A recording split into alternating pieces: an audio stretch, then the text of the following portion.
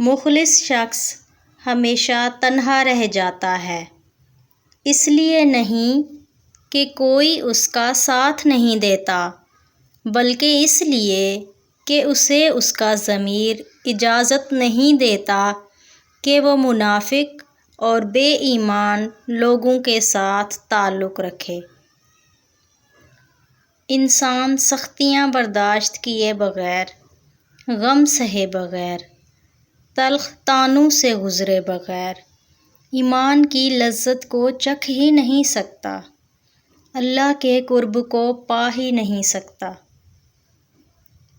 اس سے کوئی فرق نہیں پڑتا کہ آپ کو مشکلات کا کتنا سامنا کرنا پڑ رہا ہے، ابھی بھی آپ ان لوگوں سے آگے ہیں جنہوں نے کوشش تک نہیں کی۔